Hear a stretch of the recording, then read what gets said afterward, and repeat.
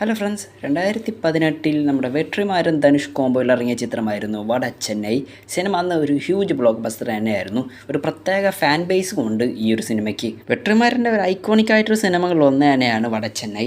ഇപ്പോൾ ഇതാ വേറൊരു അപ്ഡേറ്റ് പുറത്ത് വരുന്നുണ്ട്. വട ചെന്നൈയുടെ രണ്ടാം ഭാഗത്തിൻ്റെ ഷൂട്ടിംഗ് ഈ വർഷം ആരംഭിക്കുമെന്നാണ് പറഞ്ഞിരിക്കുന്നത്.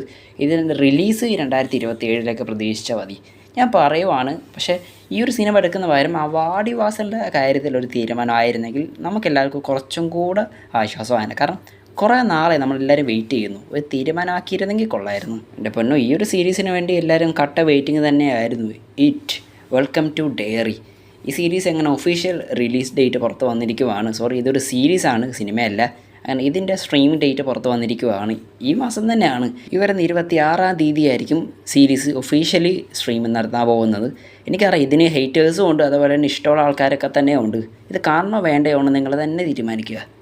മുരുകദോസ് ഒരു ഗ്യാപ്പിന് ശേഷം സംവിധാനം ചെയ്ത സിനിമയായിരുന്നു SK ശിവകാർത്തികേയൻ നായകനായ മദ്രാസി എന്ന് പറയുന്ന സിനിമ ഒരു ഹ്യൂജ് ബ്ലോക്ക് ബസ്റ്റർ അല്ലെങ്കിലും ഒരു കുഴപ്പമില്ലാത്തൊരു ഹിറ്റ് സിനിമയ്ക്ക് കിട്ടിയിട്ടുണ്ടായിരുന്നു.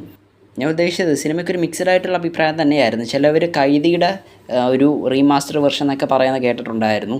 ഇപ്പോൾ ഇതാ സിനിമയുടെ ഒഫീഷ്യൽ OTT റിലീസ് പ്രഖ്യാപിക്കാൻ പോവുകയാണ്. സിനിമ വരുന്ന ഒക്ടോബർ മാസം 3-ാം തീയതി സ്ട്രീമിംഗ് നടത്തുമെന്നാണ് പറയുന്നത്. ഏത് പ്ലാറ്റ്ഫോമാണ് മേടിച്ചതെന്ന് ഇതുവരെത്തും പറഞ്ഞിട്ടില്ല. വരുന്ന അപ്ഡേറ്റ് ശരിയാണെങ്കിൽ ഇന്ത്യയിൽ ഇനി ഏറ്റവും വലിയൊരു വിഷ്വൽ ട്രീറ്റ് തരാൻ പോകുന്ന ഒരു സിനിമയായിരിക്കും കാന്താര സിനിമയുടെ രണ്ടാം ഭാഗം.